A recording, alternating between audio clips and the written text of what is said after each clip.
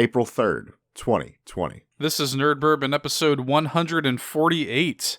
I'm Seth Sturgill. And I'm Todd Sturgill. Hello, Todd. Hello, Seth. How are you making it in the world, Todd? In these corona times. Like real shit? Real shit. Living on caffeine? Living on just like that Bon Jovi song. Oh, living on caffeine. Caffeine in a dream, man. It's fucking bad. How is your mental state deteriorating at all? I've reached a state of nirvana where I just don't give a shit. So where it's funny is like at the time of this recording, I'm off. I'm off this night, and I know for a fact that it's a shit show at my store. I am off this night, and I looked at the system essentially, and it was one of those moments where I looked at it, and I'm just like I looked at there was a dude next to me that wanted me to check on it, and I was like, I just looked at him like right in the eye. I'm like, well, I'm gonna act like I didn't see that shit. Oh God, I'm gonna act like I didn't see this shit. Because these backdoor shady dealings going on, huh? No, man. I again, the back-to-back ass whoopings that we've received because of this shit is incredible. It's been incredible, honestly. One thing that I do hope comes from all of this, on some real shit, I hope that people stop looking down on these sort of like quote unquote lower end jobs. Because guess what? We're essential. It's the motherfuckers who are making sure you have food.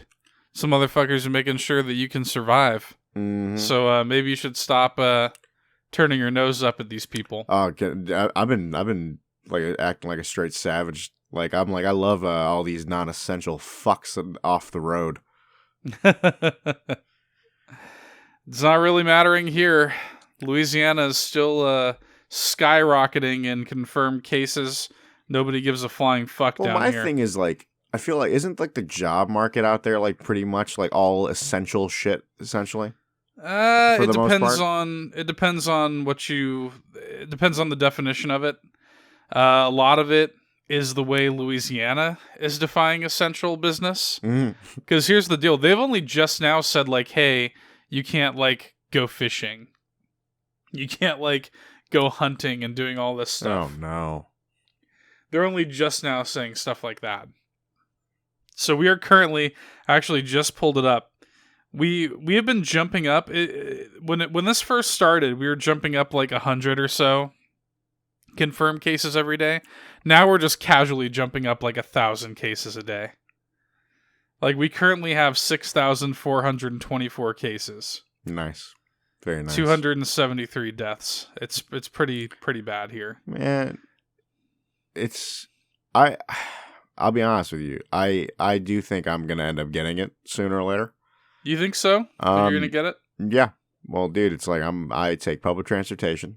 Mm-hmm. I'm on the front lines of all these savages going into these stores. They're still fucking lining. Dude, the amount of motherfuckers that pour in at 6, like 6 o'clock when my store opens is hilarious. Like, I'm sitting there, like, as I'm waiting to open the doors.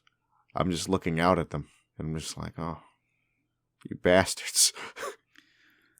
Yeah. I don't have much Angel bad. Soft left. We're fine. We're fine. We got plenty of shit at my house.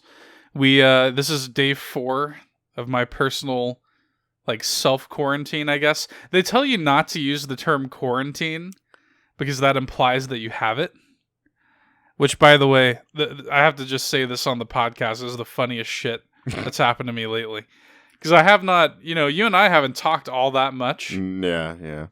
Like, we went pretty much almost like a straight week. Yeah, without week. Really talking. Just because, one, I've just been getting just booty blasted, and I've just been too tired. both of our work schedules and then like sleeping and stuff like that. So like when we finally talked again like a couple days ago, the first thing you say as soon as you pick up the Skype call, you just go, "I have it." This is the funniest shit. When I answer the phone now, "I have it." I wanted you, honestly. I wanted you to do it to Anastasia. Like she just comes out. You just look at her. I have it. So we're in pretty good shape. I'm staying inside. I literally don't leave the house unless it's to like walk my dog. That's like literally about it. So, in other words, not much has changed.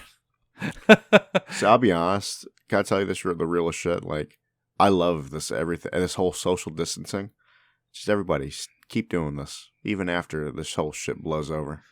I was talking to you about this the other day. After all this blows over, let's like. Why do we gotta shake hands? Stay the time? fuck away from me. Like, I personally love this. On the bus, I love it. Granted, my buses are empty right now, but still, the people that are on there, ooh, it's just 6 feet away. Like, this is a good thing for me. Why do we gotta always be up? Like, why do we gotta be up each other's ass all the time? Why do we gotta be shaking hands and hugging and shit all the time? I mean, I just don't understand why we have to be such a like touchy-feely society. The one thing I do miss, I miss being able to like go to a restaurant. I miss being able to like go to a movie theater and see a movie. I technically don't feel comfortable even ordering food. It's weird, right? I mean, you still can. I just don't think we should, in a way. Yeah, it's weird. Like, a part of me is like, maybe I should support the businesses that have stayed open. Then the other part of me is like, where have you motherfuckers been? That's another weird aspect to it, right? Is because like you want to support that. Because I was listening to something about trying to keep the economy going, you know? Yeah, I've been listening to something about this the other day about like they're saying that probably between 70 and 80% of restaurants that are not chains will close their doors. Yeah, because of this. I can definitely see that. I mean, so many of them just cannot sustain several months of this, you know? So we'll see what happens, man. It's weird. It's bleak times. I was talking to I have a nephew who's like 10, and I was just telling him, I was like, commit this time to memory. You know what I mean? This is one of those weird things that, like, it reminds me of 9/11 in a weird way. Like, I remember where I was. I remember when 9/11 happened. Yeah. And I remember exactly how it was that day at school and everything. And I was just telling them. That's always a weird thing, is there's people that, like, just learned about 9/11 just from, like, the history books and shit. Yeah, exactly. That's fucking weird to me. That's so weird. Yeah, and I just told him, I was like, this is going to be the kind of thing where, like, when you have kids later on, you're going to be able to tell them about the fucking pandemic that you lived through, you know? Not to, like, scare the kid or whatever, but it's like, this is historic, historic stuff. It's an experience, you know? It's a unforgettable experience. I've seen the true savagery of man. The dark underbelly. What's that quote from Watchmen that Rorschach says, where he's like, "I've seen its true face." He says like like screaming like an avatar of retarded children. Whatever it is he says. No, I'm telling you, man. It's like, dude, in a grocery store, I'm telling you, I don't know if I even said this on the podcast, but there was a point, like, I was still working dayside at the beginning when shit really hit the fan, where I'm at.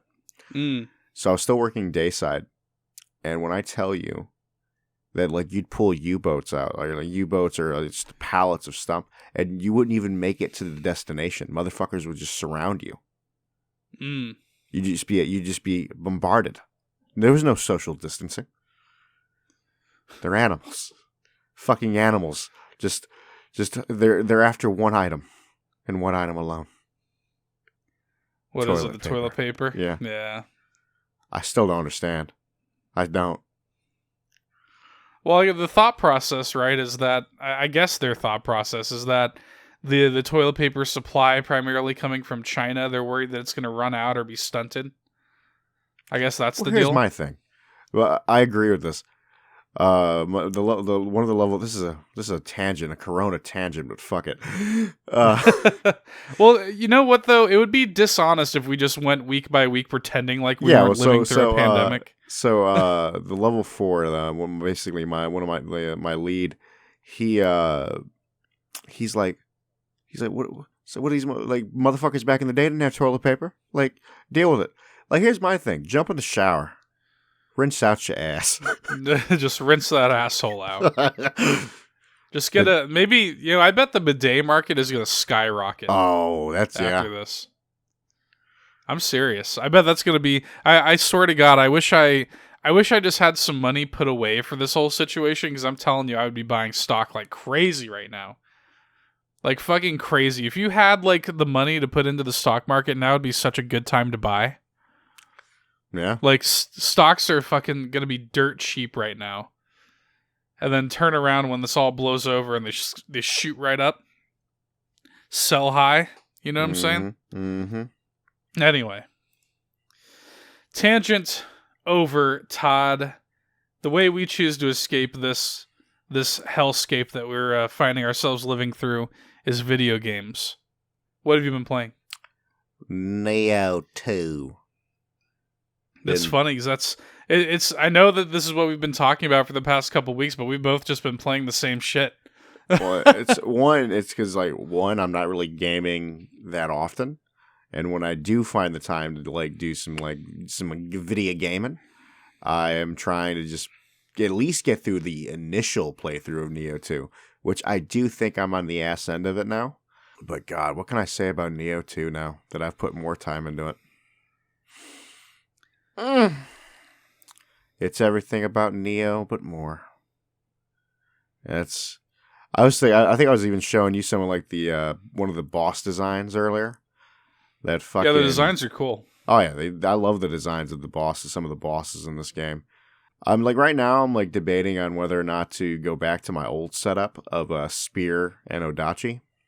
Because I mean, I like the Switchblade for what it is, but a part of me likes the simplicity of because one, I just find myself using the Odachi like a lot. Like part of me is like just don't even use anything but the Odachi.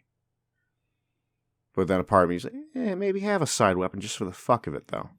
But the thing is, there's no need, Seth. Because the Odachi rules all. The Odachi has such a the moveset's incredible.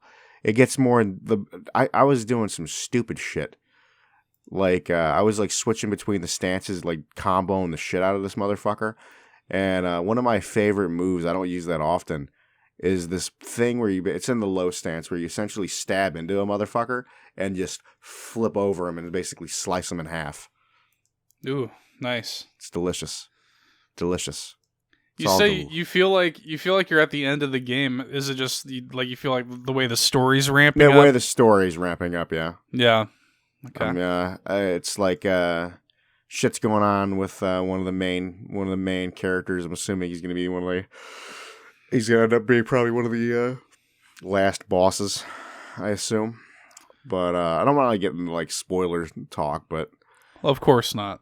But yeah, but it seems like this game is more story heavy than most Souls-like games are. Oh yeah, I mean because it plays off of historical bullshit, but like it's all embellished with dumb shit. Come on. No, I mean it plays off like there's actual like stupid ass like quotes from some shit, but it's like again, it's all embellished bullshit. Embellished bullshit. That's the game. But they kind of pepper it with like the yokai, and the supernatural elements of it. Other than that, like these people, some of these motherfuckers did exist. All right. I wanted to ask you about. I know you've been mostly Neo. Neo's been the main thing. Now that haven't touched Doom. Haven't touched Doom, but I did want to ask you. I know that you jumped on the Overwatch PTR. Oh yes, yes, yes. I did I jump wanted to on ask you and about that. yeah, I totally forgot I did that. Yeah, I did jump on and I don't even remember that bitch's name. Echo. Echo, there you go. So yeah, I New did jump. hero. Yeah, I did jump on the PTR because I just wanted to see how her kit felt. So she's not okay. Let's start with she is an aerial based character in a way, but she's not like Farah. You're not going to be sitting there like staying in the air constantly. But she can obviously go up in the air, but it's more of a glide. That's the thing. Like her like would be I don't know what button it would be on the like controller, but it was like the left shift is essentially like a kind of like a boost where you can kind of like go up in the air, glide a little bit. And at that point, her main primary fire is essentially like she doesn't have a gun technically. She's just using her fucking fingers and shit, shooting energy blasts. Good old finger guns, huh? Dude, the thing is, it's like she does good damage with that shit. Does she? Like, Okay. like she's like I see a lot of people calling her a tank buster, and I agree with that. Yeah, I'm actually looking on the wiki. I'm looking at like kind of the spread here. Mm-hmm. Interesting. Yeah. And then her alt fire is like a sticky bomb setup. Like things like shoots like 3 or 4 sticky bombs in like a burst. And they do Looks obviously like good it's damage. actually 6 bombs. Is I it guess. 6? Fuck. Yeah. Damn. Yeah, that'll bust some tanks. Come in with that, and then her tri shot. I guess main. That's a 3 shots. Mm-hmm. The game kind of reads it, I guess, as a shotgun. Really? 17 damage per pellet, 51 damage per shot. Yeah, it's dumb. So. It's dumb as hell. Dumb as hell. I know. I remember that shit doing a lot of damage when I was like just going around in the like the training ground, and the other ability, like her other ability, is like this laser beam. What's interesting about that? Beam, yeah, it does more damage when enemies are at half health. It's one of those. It's one of those abilities that you'd use to finish someone off, essentially. Right. The most interesting aspect of her is her ult. That ult is the ult's probably the most interesting thing in this game. So her ult is I don't remember what it's called. It's called duplicate. Yeah, duplicate. So you essentially, I'm assuming it works in the way of they got to be in your line of sight, but you can essentially just become an enemy like a fucking hero for like a short amount of time. And the thing is, you usually, and from what I saw, you do get their ults as well. Yes. Which was like fucking insane to me because I was like, I think I turned into Reinhardt, and it's like you got his ult like almost like instantly. It's like here's Earth Shatter, enjoy. It's like what? Yeah, you do. I think it actually the ult charge, when you're duplicating, is like it's like fast. 6.5 times faster. Yeah, it's like fast as hell. Yeah.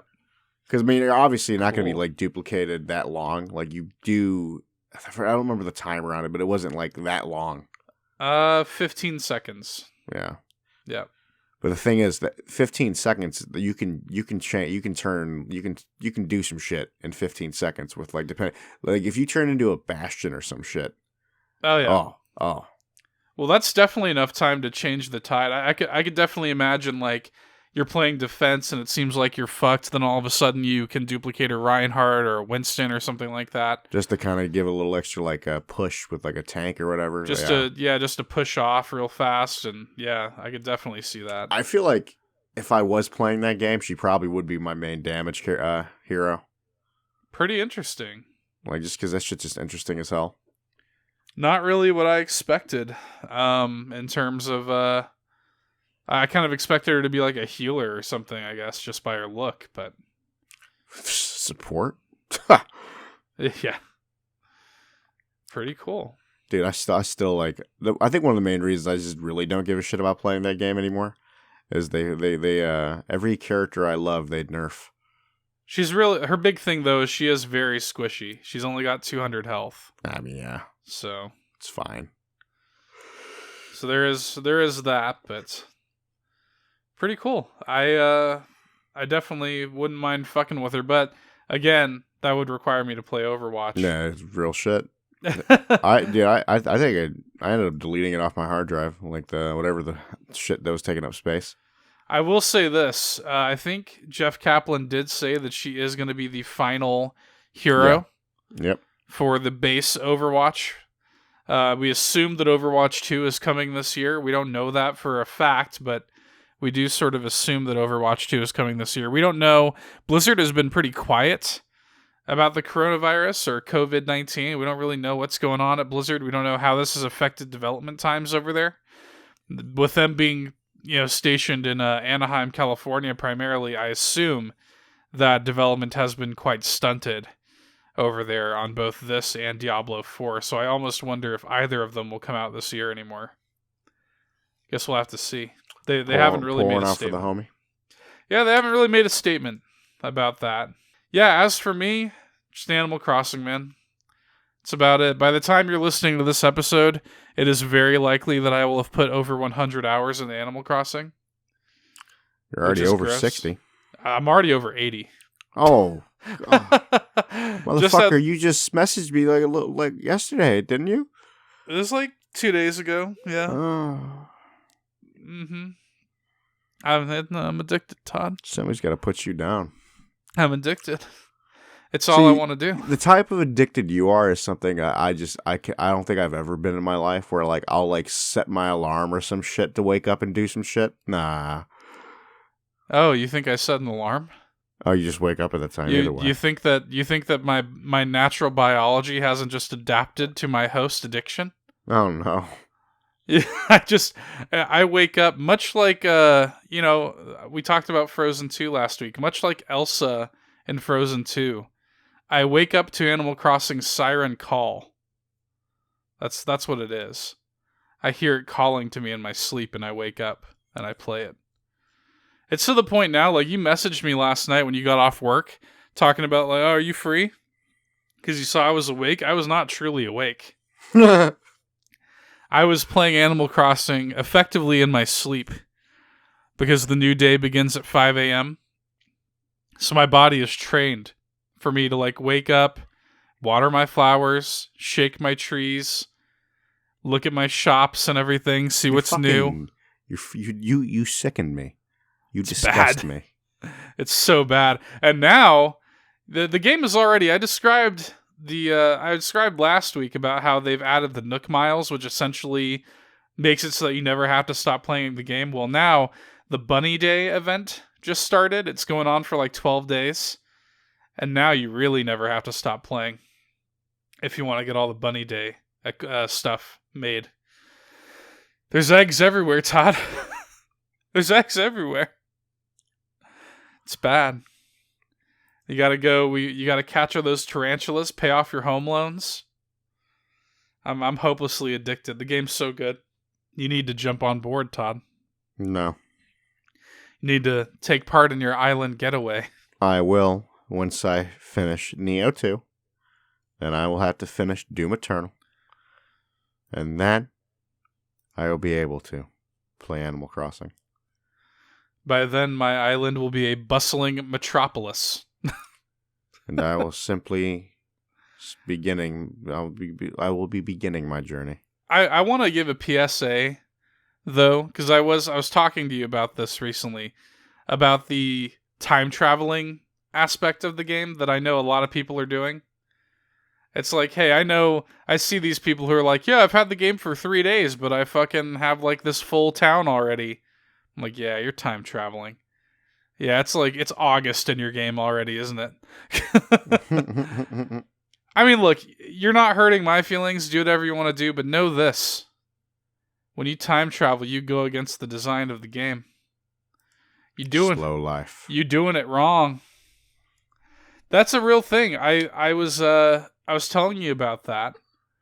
That's something that when they originally created the original Animal Crossing, Animal Forest, Abotsu no Mori, in Japan, it was literally designed with the slow day-to-day pace. It's the Japanese concept of the slow life, and it's supposed to be a slow burn. Take it one day at a time. Relax. It's not the kind of game that you just hammer through and like quote unquote beat. I mean, this is a lifestyle game. And it will control your life. As it has taken over mine. Anyway, that's literally all I've been playing. You know, I am sort of looking for something. I'm debating on picking up Doom. Just because I am sort of looking for something to fill that space. I do want to sort of... You know, I play Animal Crossing a lot in the morning and a lot at night. You know what? I actually forgot I have played other shit. Oh, really? What? Yeah. I've been playing a little bit of Warzone. Oh, did you? Yeah. You got something new to say about Warzone? I do. Okay. I think I just gotta play solo. Oh, that's right, because you can do that now. You can just do the solos. Well, because everybody I play with, I was playing with some buddies from work. They were holding me back. I was wiping squads left and right, and every time we failed is because I had to revive them. These bastards. Garbage? Are they garbage? They're more garbage than me. It really isn't that all that matters. It's real shit. You're only as strong as your... like half the time, I guess like one of my buddies he's always like, yeah, Todd. If Todd was here, he'd carry us right now. If you're ready to move into the news, that's actually a good segue because the long-rumored remaster of Call of Duty Modern Warfare 2 has finally been released. Oh yeah. It's weird though. It's like a strange release strategy they've got here. So, for starters, it's exclusive to PS4 for a month. Next month, it'll finally come out on Xbox and PC. Mm-hmm. It's also, for some reason, just the campaign. There is no multiplayer offering. So here's my thing. They're planning on putting the Modern Warfare... Like, I think we talked about this off recording, but they're planning on putting the Modern Warfare 2 maps into Modern Warfare, right? But here's my issue with that is... You know my issue with that is... For better or worse, technically, Modern Warfare, just that like little remaster, plays essentially like the original Modern Warfare. Uh-huh. Modern Warfare 2 had a completely different feel. Right. So that's kind of like, all right, go fuck yourself. To me, it's not really the same. I wish they had treated this like the COD 4 remaster. Yeah, it's just not the same because like I know for like Modern Warfare 2 plays so differently to me than the original Modern Warfare. But well, whatever. there's a lot of people who agree with you, and they're kind of upset because they're like, "What the fuck?" Like, and that's why I almost wonder if this is not going to sell that well if it's just the campaign. It's a bit, yeah. I don't know. You know how many Call of Duty players don't even touch the campaign? Well, granted, I love the I played the shit out of the Modern Warfare 2 campaign. Oh no, it's a great campaign. I really like it, but like, you know how many players don't give a shit? Like. And then you're also making it exclusive to PS4, so not only have you gimped your sales by making it campaign only, you further gimped your sales by making it PS4 only. So I'm very curious to see how well this is actually going to sell. So very weird. Again, like you just said, the rumor is that these maps are going to be retooled and worked into the 2019 Modern Warfare. Yeah, that's a bad move in my mind. We will see what happens there. But in short, if you're a PS4 player, you can grab the remastered campaign only of Modern Warfare 2. It costs $20, $19.99. It does not come with its own multiplayer. However, if you purchase it, it does grant you a suite of in-game skins based on the Ghost character.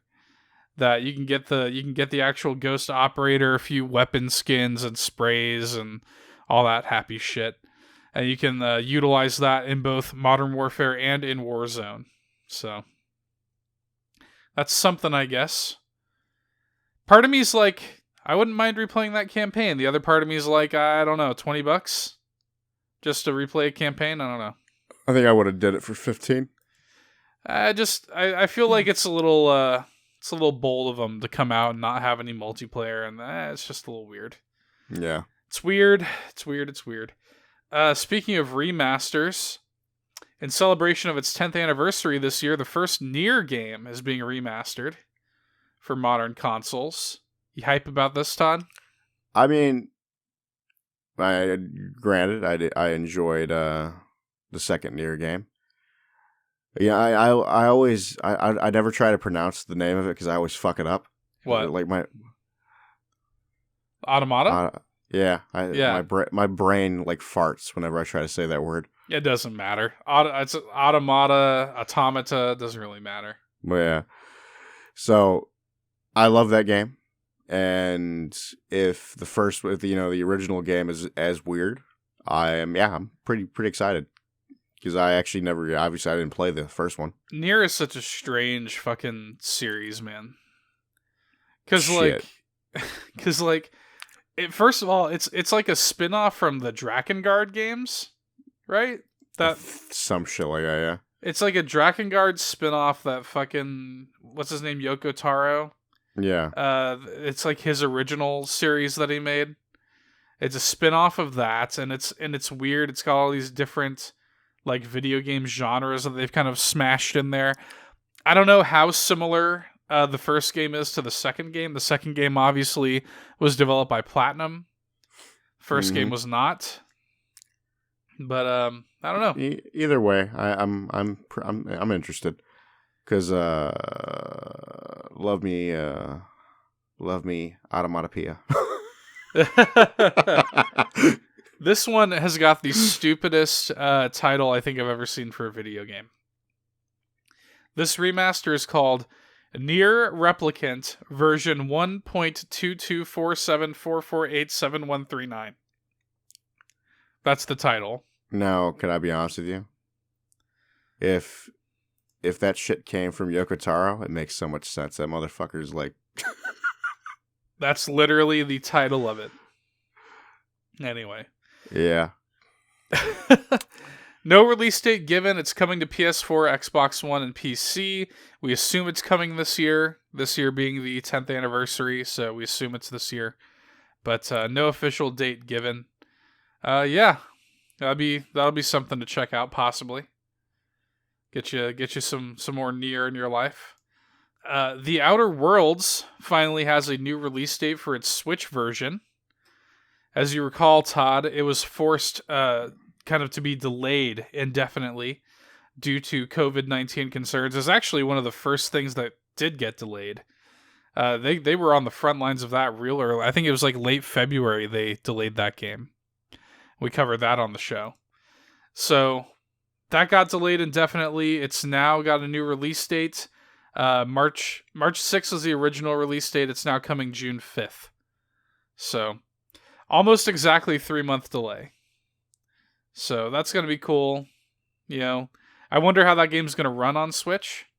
Didn't really run that great on PS4 and Xbox, but man, the game doesn't run very well at all. So yeah, that's kind of what I'm curious about. I'm like, is it gonna see how it does on Switch? If it runs well on Switch, then it actually is kind of a big deal. It's kind of a big deal for Switch players. I mean, that's a good. I mean, it's a really solid RPG. We both love that game. I love the game to death. So we've got some. Let's see if we can piss off Randy Pitchford a little bit today, Todd. Let's see if this amuses Randy Pitchford today. To the amusement of Randy Pitchford. We cannot seem to leave Randy Pitchford alone. He always gives me. I feel like I'm like a shark chumming the water for blood. No, he's like the old man from SpongeBob. How many times we got to teach you this lesson, old man? How many times we got to teach you this lesson, Randy Pitchford? Always negativity popping up. So this is something that I saw pop up on headlines today on Kotaku. Jason Schreier, of course, on Kotaku's got a article here that's the headline is Sources. Despite huge sales, Borderlands 3 developers are getting stiffed on bonuses. So I encourage you to go read this piece over on Kotaku, but I kind of reading through this, what it seems like happened was the way Gearbox operates, I guess, is that, and they have done this in their entire history of being a company, they pay lower than industry standard to work there. But they do something interesting, which is as an employee of Gearbox, you're offered profit sharing. So if the game does really well, you are entitled to large royalty checks and bonuses.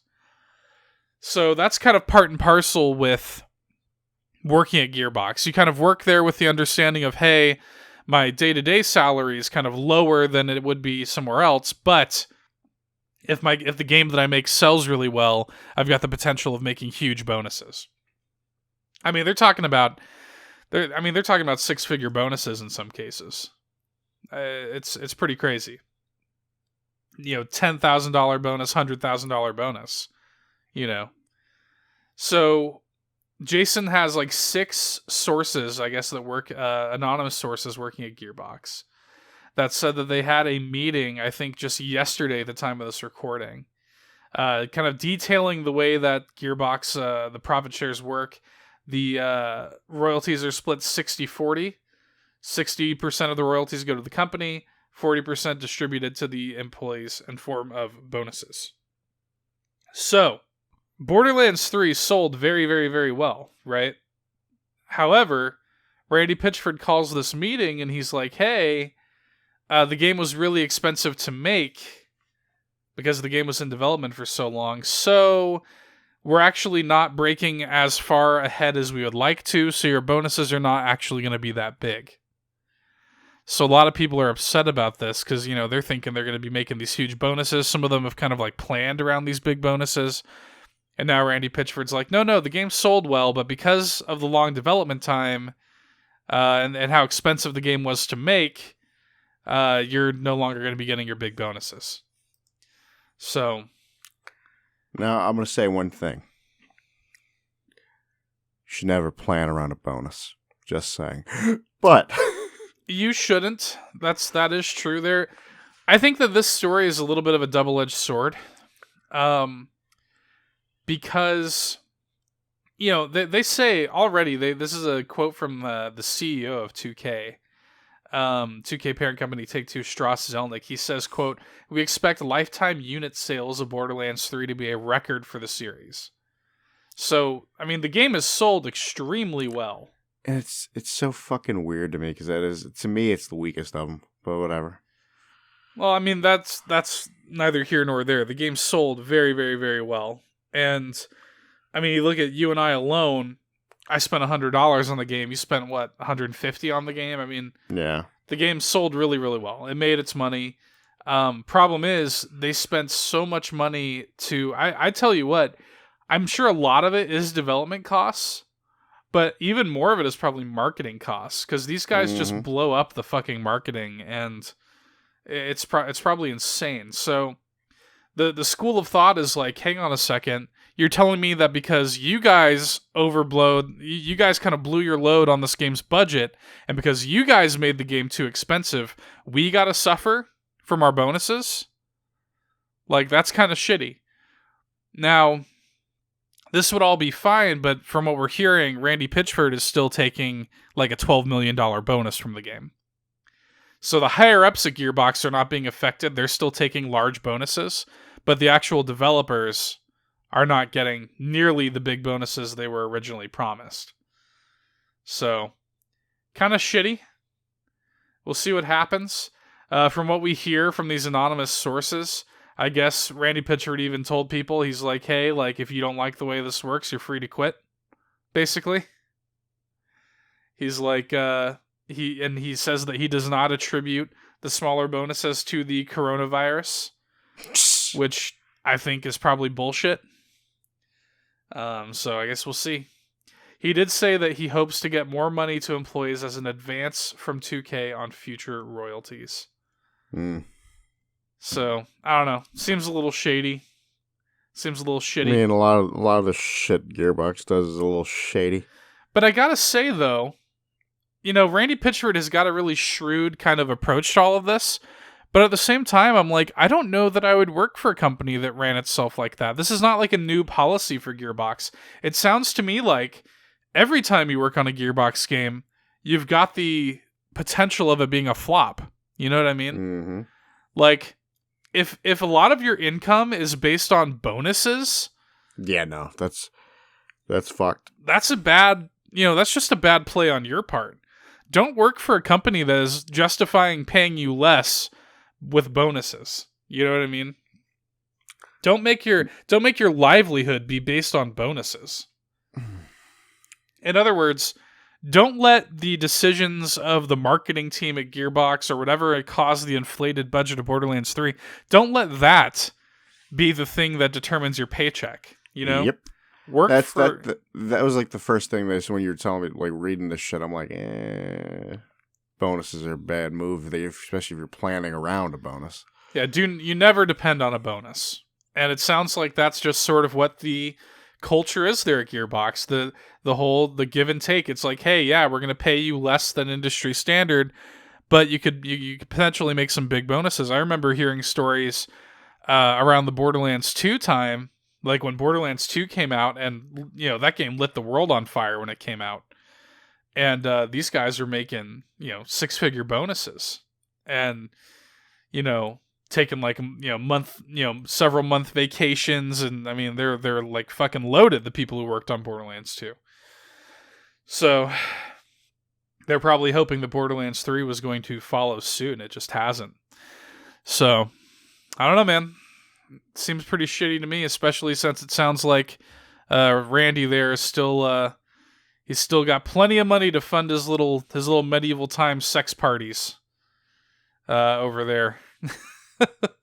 Still got plenty of cash to do that. $12 million bonus, it sounds like he took from Borderlands 3.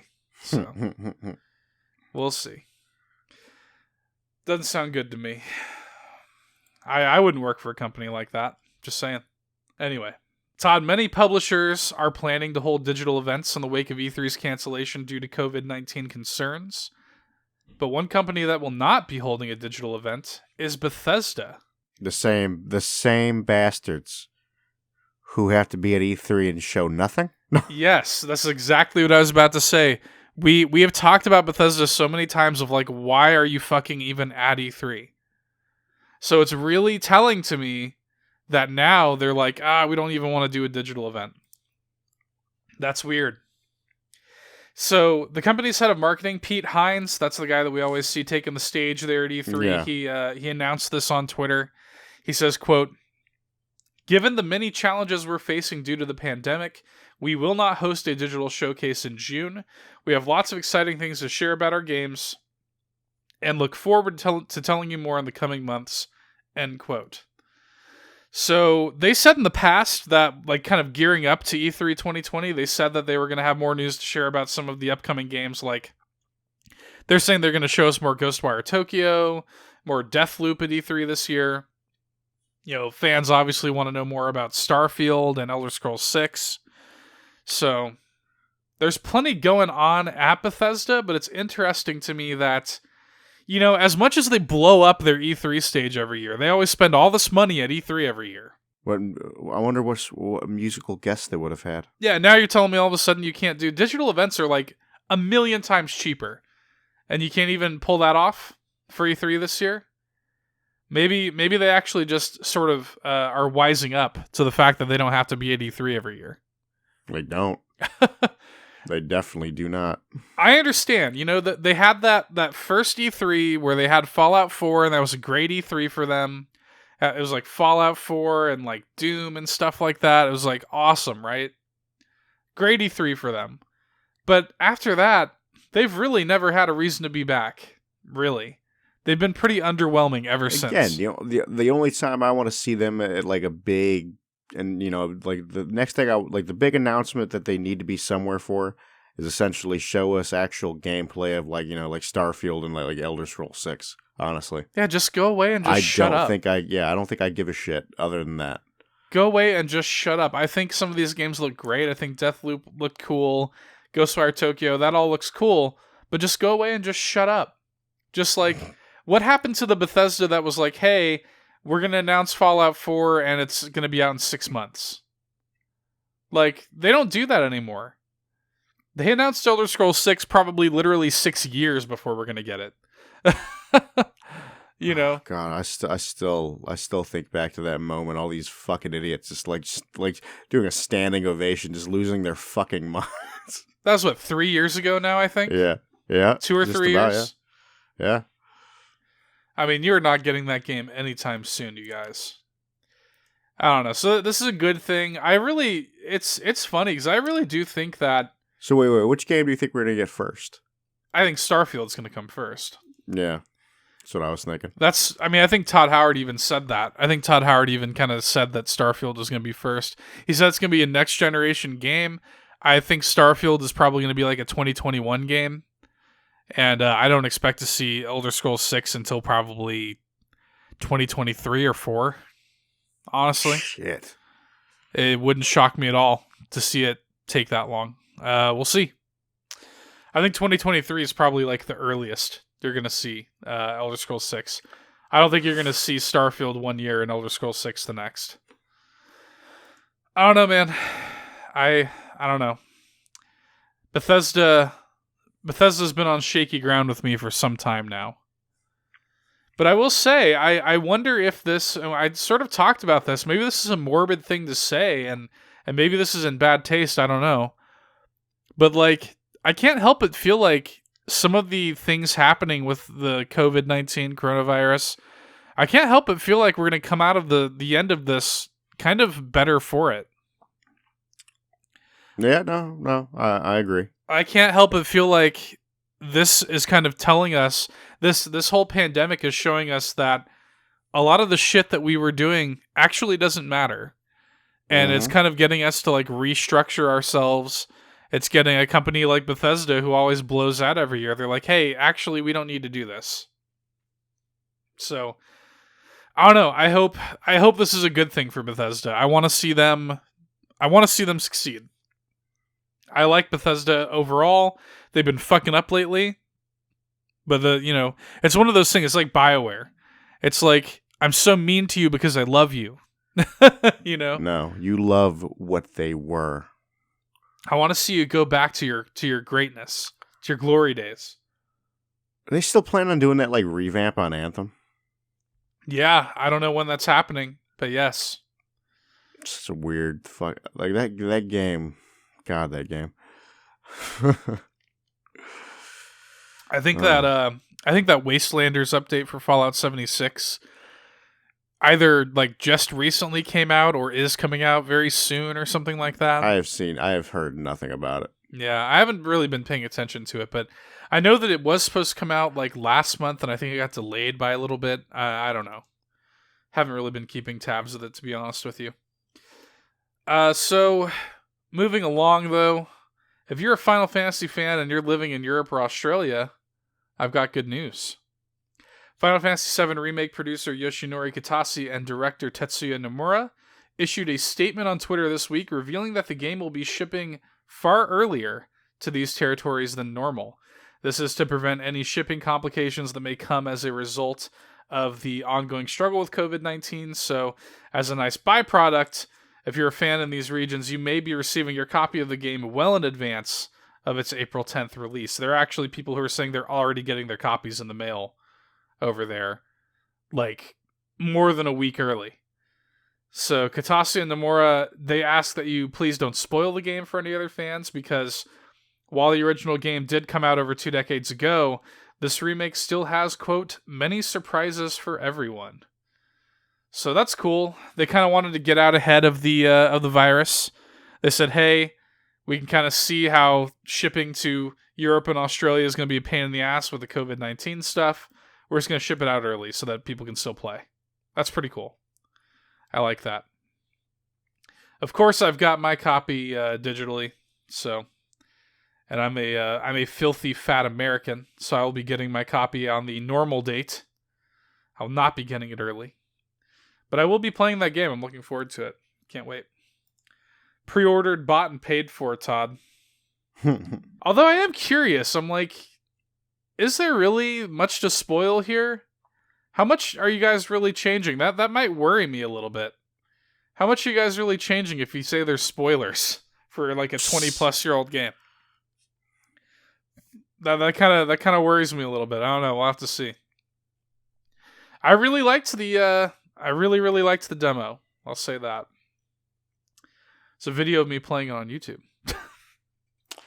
Quit your shitty plugs. No. The PlayStation Plus and Xbox games with gold for the month of April have been revealed. Xbox players can grab Project Cars 2 and Fable Anniversary. as of April 1st. Okay. While the Knights of Pen and Paper and Toy Box Turbo, never heard of either of those games. Never. They will I don't even know what join. the fuck that I have is. no clue. They will be joining the lineup on April 16th. Now, on the PlayStation Plus side, PS Plus members will be able to download Uncharted 4: A Thief's End Nice. and Dirt Rally 2.0 for free starting April 7th. Less nice. No. I do feel like I'm looking at this. I'm like, well, just with Uncharted 4 alone, I feel like PlayStation won this month. Yeah. Uncharted 4 is the best game out of all of these. So, Uncharted 4 alone, I think, is worth a month of PS Plus. That's a very, very good game. Very, very good game. Shout out to Dan, our mutual friend Dan, who has still almost 5 years now? Yep.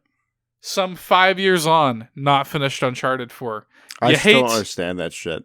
You hate to see it, Todd. You hate to see it. Like my journey with the Uncharted games started so late, and then I still played through that game before him. You absolutely hate to see it.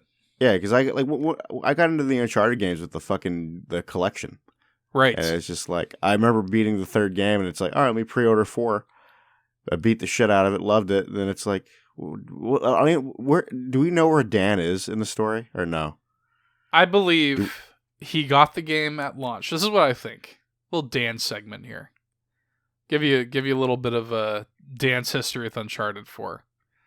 There are many, many games that I know of that Dan has not played that just blows my mind. Like Dan's never experienced Breath of the Wild or Mario Odyssey, despite the fact that he owns both games. That's completely fucking absurd to me. But from the last I heard, he got Uncharted 4 at launch. He bought it at launch, full price. And I believe he got to like chapter 5 or 6, which I think is, light spoilers if you haven't played the game, I think that's when you and Sully are going to that auction house early in the game. You know what I'm talking about? Where you're all dressed up and you're going to like that's when shit kind of hits the fan, though. So I think a little bit. I think that's where he's at in the game, or that's where he was at this point. If he ever goes back to it, throw down that gauntlet for Dan whenever he decides to fucking actually go back and play Uncharted 4. You act like he's gonna listen to this. He probably won't. If he does, though, he's in for a shock. We're calling you out. Yeah. Fuck you, Dan. No, we're calling you out, Dan. It's time. Can we just say when you buy a game at launch and you let it collect so much dust on your shelf that it's in my news drop as a free PlayStation Plus game 5 years later, it's been too long. You understand what I'm saying? That is the realest shit you could say about this. Honestly, that just goes to show you how long it's been, how thick the layer of dust on the top of that game's case is right now. The game is now free with PlayStation Plus. The game is now... You've waited so long to play the game. The game that you paid $60 for at launch is now free. How does that make you feel? Does it make you feel good? Anyway, the berating dance segment is over. Remember, dear listener, to add these games to your library, even if you don't plan on downloading them now. That way, your license will always be tied to your account. You will always own the game as long as your membership is active. So just hit that checkbox for me. That way you won't regret it later on like Todd has. Shh. What game was that? I think it was like Just Cause, right? Yeah. You like recently bought Just Cause. I was like, bro, that shit was free like recently. I mean, I didn't pay that much for it anyways. I know. But you paid more than I did. Because I'm a smart consumer of PlayStation Plus. Fuck you, guy. So PSA. Shit. PSA. I will not let my listeners suffer that grisly fate. Todd, this is the wrap up. I saved the biggest piece of news for last because this is kind of fucking crazy if this is true. And by the way, I think it is true. This is in regards to a report has been corroborated by many reliable news outlets. Such as like Eurogamer, VGC, VentureBeat, Gematsu. According to several news outlets, Kotaku and IGN have reported on it. Nintendo is apparently planning big things for Mario's 35th anniversary this year, including remastering several 3D Mario games for Switch. So, if this is true, what these people are reporting, they're saying that Super Mario 64, Super Mario Sunshine, and Super Mario Galaxy are all being remastered for the Switch. Which that alone is like fucking mind-blowing. Mm-hmm. That alone is like, what? I'll be honest. I'd want to play some Mario Sunshine. Are you kidding me? I've got a million questions just already, just based on that. But wait, there's more. So, in addition to this, the long-rumored Switch port, I've been predicting this for like forever. This is just a no-brainer that the Wii U game Super Mario 3D World is indeed being ported to Switch. It's going to be called Super Mario 3D World Deluxe. It's going to bring with it some extra levels. That's a no-brainer. I knew that was going to happen one day. Sounds like it's happening this year. This is going to be like the year of Mario, the 35th anniversary. They're going to blow it out. They were planning on blowing it out at E3, which makes me really sad now because, Nintendo, as of the past few years, has been famous for going hard with their E3 booths. And I would have loved to see what they would have done for the 35th anniversary booth. But oh, shit. Yeah, that probably would have been cool. That would have been really cool. And so not only that, though, I talked about this recently. There are rumors of a new Paper Mario game also being released this year. And that also seems to be true, according to these sources. And they say it's going to be a return to the old style of Paper Mario, where it's much more of an RPG. It's kind of like the N64 and like GameCube form of the series. It's the series kind of tapered off in the 3DS and Wii U. This one's going to bring it back to its roots. And to cap it all off, they also say that other Mario titles will be released on Switch this year. So I just want to break this down here because I've got so many questions. Like, first of all, I think this is true. I think that there is too much evidence. First of all, when all of these sites are putting their reputations on the line by reporting this, there has to be some truth to it. Yeah. Now, if it was just like one or two sites, I'd be like, whatever. But all of these people are reporting on this with confidence. Meaning, like, if it's fake, then, like, all of their reputations are on the line. You know what I mean? So you all look like idiots. Yeah, everybody's going to look like an idiot if this thing is fake. So I think it's real. Now, when we talk about a remaster, what kind of a remaster are we talking about? Like, is it going to be a complete, from the ground up, like Shadow of the Colossus style? Is it just going to be like up-resed, basically? I mean, the easy thing would be just to up-res it, but it's funny, Mario is one of the few series where I would kind of be cool with that. I mean, like, the fanboy dream, right? Like, the dream would be like, oh, put them in the Mario Odyssey engine. That'd be awesome. Oh, that would be the dream, right? But will they do that? Who knows? I don't think they will. Here's my biggest concern with, especially when we're talking about Super Mario 64. Super Mario 64 has got such a unique feel to the movement, where, like, if you put the game in a different engine and you fucked with the movement at all, you would ruin that game. And it's similar to Sunshine, although I wonder what their approach is going to be with Sunshine, because there are a lot of little tweaks that fans would love to see be made to that game to make it better. You know, I don't even have to tell people who played Sunshine, they know how garbage, like, the blue coins are. There's little adjustments that could be made to Mario Sunshine to make that game way better. Kind of like what they did with Wind Waker HD. With Wind Waker HD, they, like, halved the amount of Triforce pieces you had to collect in the end game. Just made the game way better. Like, little tiny tweaks that made the game way better. And I'm hoping they give Sunshine the same treatment. But Mario 64, I'm kind of, like, I'm kind of more precious about. I'm like, don't really fuck with Mario 64. And I don't even really care if you don't touch the graphics too much. Like, I think that in its own weird, charming N64 way, I think Mario 64 still looks good. Yeah, I'm kind of good with it, with like where it's at. Like, don't fuck with it too much. Like, Sunshine's the one that I want you to mess with more. And then when you look at Galaxy, the interesting thing about Galaxy, it's the same problem that they're going to have if they end up porting Skyward Sword, because Galaxy has a lot of motion controls in it. So how are you going to pull that off? I mean, there's a lot of motion shit in Galaxy. And then if they're going to do Galaxy 2 has even more motion shit. So that's going to be very interesting to see how they kind of work around that. Also, Super Mario 64 already had a remaster on DS. Yeah. They had Super Mario 64 DS, which had extra content where you could play as like different characters and stuff. Are you going to be bringing that over? Are you going to have all that content worked into this version? Like, it's weird. I don't know. I'm a little curious. The thought is that from, I think, VentureBeat, Jeff Grubb, all hail King Grubb, I think he was saying over there on VentureBeat that it's actually going to be, those 3 games are going to be packaged in like one kind of thing, like one compilation package. Oh, like HD collection, just straight up. Yeah, like one compilation package with all 3 games, sort of like back in the 2D Mario days, back on Super Nintendo, there's a game called Super Mario All-Stars, which kind of packaged a bunch of the 2D Mario games. So maybe this will literally be Super Mario All-Stars 2. You know? That'd be really cool.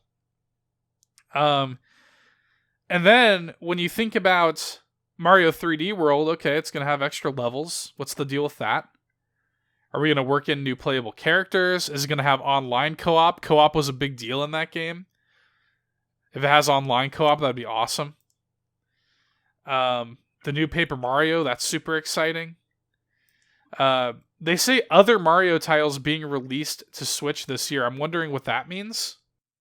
New shit.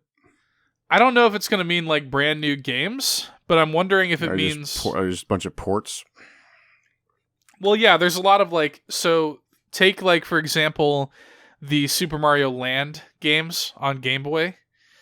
You could take those and put them on Switch. You could take Super Mario All-Stars and put that on the SNES app that they have there for Nintendo Switch Online. Super Mario RPG on Nintendo Switch Online would be awesome. So there's a lot they could do there, but it sounds like, to me, like they're really going to be blowing out the 35th anniversary. The Year of the Plumber, Todd. Year of the Plumber. I don't know. What do you make of this?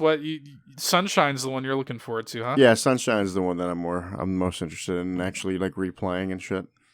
Now, let me pivot for a second. This is, everybody's been talking about this. This is undoubtedly the biggest news of the week, right? One thing I haven't seen people really talk about too much, and I want to pivot to this for a second as we close out the show. Now, Mario, of course, is kind of what started it all, right? It kind of started Super Mario Brothers, Nintendo Entertainment System, that classic Super Mario Brothers and Duck Hunt cartridge. That's what started kind of Nintendo as we know it, right? Nintendo, of course, a much older company than that. But Nintendo as we know it was started on that day in 1985. The next year, however, is when we got Zelda and Metroid. So in other words, next year is the 35th anniversary of Zelda and Metroid. Oh, Lord. So are we going to be seeing a 35th anniversary blowout for Zelda? Now, let me put it to you like this. You can bet your ass, and I've been saying this for a long time, 2021 is going to be the year of Breath of the Wild 2. Mm-hmm. Already, that's a big deal for the 35th anniversary, but what if they blow out Zelda similarly to the way they're blowing out Mario? I want to see Zelda collections. I want to see the handheld games that we haven't had ported. I want to see them ported to Switch. I'm talking Minish Cap. The Capcom games, Minish Cap, Oracle of Ages, or Oracle of Seasons. Mm-hmm. I want to see all that ported. I want to see but give me the 3-pack, kind of like you did with Mario. Give me the 3-pack of Wind Waker HD, Twilight Princess HD, and Skyward Sword HD. Yeah. Give me that shit. Yep. Did you ever play Skyward Sword? No, I would like to. That's the one, right? That's the one that you actually have not touched at all. Yeah, that's I think because I technically have touched Wind Waker. I've touched Twilight Princess. Dude, I would love if and when they port these games over, I would love to do a series for you to replay, for you to actually play through Wind Waker and Twilight Princess and beat them. Huh? Yeah. I would love to do that. It would be a long series, but I would love to do like a dual commentary every episode, do a full playthrough. I would actually love that. That'd be something I'd be so down for. That's my dream. I love those games so much. Skyward Sword, by the way, is going to be another really tricky one to port over. Because here's the motion. I can't even stress this enough to you. I know you didn't play the game, but Skyward Sword is a motion game. Like, you almost can't play that game without motion. So much so that they bundled the game with Wii Motion Plus when you bought it. You needed Wii Motion Plus to play it. And there are so many, oh my god, dude, there's so many cool moments in that game that could only happen because of Wii Motion Plus. Like when you're doing the sword duels with Girahim and you have to accurately parry his sword attacks. Oh, wow. Oh, it's so fucking cool. It's so cool. And there's like the Deku Babas, the little like fucking piranha plant motherfuckers that pop out of the ground. Yeah. They have, in this game, in Skyward Sword, they have these shifting modes where their mouth kind of opens up either vertically or horizontally, and you have to slash your sword correctly to kill them. It's so cool. I love it. And that's the kind of shit where I'm like, how are you going to translate that without motion controls? Now, of course, us being normal Switch owners, we can just detach our Joy-Cons and we have motion controls, right? And that's fine. But you got to think about the people who are playing with Switch Lite. Are you just going to alienate those people and say, fuck you, buy some Joy-Con if you want to play this? Or what? Because I just don't know how you can make this game work without motion controls. Maybe you could sort of fit in gyro. Like maybe you could make it work with gyro controls, or you can like aim the controller, aim the actual Switch itself to mimic motion. I don't know. I really, that's going to be the tricky one, dude. But I would love, God, that's my, out of all the things that we've ever done on the channel, like video content wise, that's my dream project right there. Just dual com me like, playing through it? Dual commentary, yeah, you playing through those Zelda games. That is my dream right there. I would love to do that. I would put aside all of my worldly priorities to make that happen. We both quit our jobs. Fuck it. I just wish that we had something like that like now. I wish that they would just like shadow drop like the Mario 3D World Deluxe or whatever or something like that now. Everybody's at home. Just make it happen. And then when it comes to Metroid, I don't expect Metroid Prime 4 next year or anything like that. But from what we've been hearing, they've been sitting on that Metroid Prime trilogy for Switch. Apparently that game has been ported to Switch and like done and ready for like a year now. And they're just sitting on it. Like, they're just waiting until the right time to release it. So, what are you waiting on? Like, go ahead and port the Metroid Prime trilogy over. That's one of those games. Like, there are so many games that Nintendo has, just that they're just sitting on, where the second they put it on Switch, I'm dropping everything and I'm playing it. You know what I mean? Metroid's one of them. The Zelda series, those 3D Zelda games is one of them. Like, ugh. Anyway. I could go on and on. This Mario remaster news is amazing. I think it's real. I think it's going to happen. I think June is going to be the time that we hear about all this stuff. I think we're going to get a fucking massive June Direct, where we're going to hear about all of this and much, much more. I think we're going to hear about the Arms Fighter during that time. Which, by the way, real quick little mini tangent. So I was talking to my buddy Provost about this. Shout out to Provost. He's another enormous Nintendo fan of the same caliber as I am. He and I have talked about actually starting a Nintendo-specific podcast because we're both just such huge Nintendo fans. I would love to do a Nintendo podcast with him. But we were talking about this, and he actually had a really interesting idea that I had not considered before. What's that? Because when we were talking about the Arms Fighter, we were like, who could it be? And he was like, what if it's everyone? Oh. Kind of like how Hero is and how Bowser Jr. is. Yeah. He was like, what if it's literally everybody? But, yeah, I mean, that could work.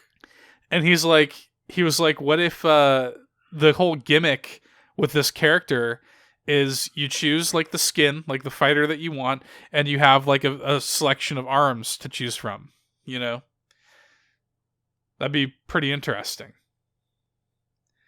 Because that's something that I didn't even think about that. I'm sitting here thinking, and by the way, I don't know if that's what's going to happen. I'm sort of leaning towards they're just going to go for one character. I think it's going to be Min Min. But I thought that was actually a really interesting idea. I'm going to be honest, I like that idea more. I do too. In a perfect world, I would love for that to be real. I just thought that was interesting. I just wanted to throw that in the ether because my mind did not go there at all. He was like, just, what if it was everybody? Just as a skin. The way they did with Hero and Bowser Jr. So, just wanted to throw that out in the ether as we wrap it up this week, Todd. Anything else you wanted to throw out there? Anything else you want to know? I think that's about it, man. All right, folks. Well, coming at you from the quarantine zone, we're signing off. We'll catch you next week. Thanks for listening. Get fucking dunked on. Bye. See ya. Hey there, thanks for checking out another fantastic Nerd Bourbon video. If you like what you saw and you want to see more, be sure to go ahead and subscribe, leave us a like, drop us a nice comment, or I guess a mean one if that's your prerogative. But until next time, get dunked on.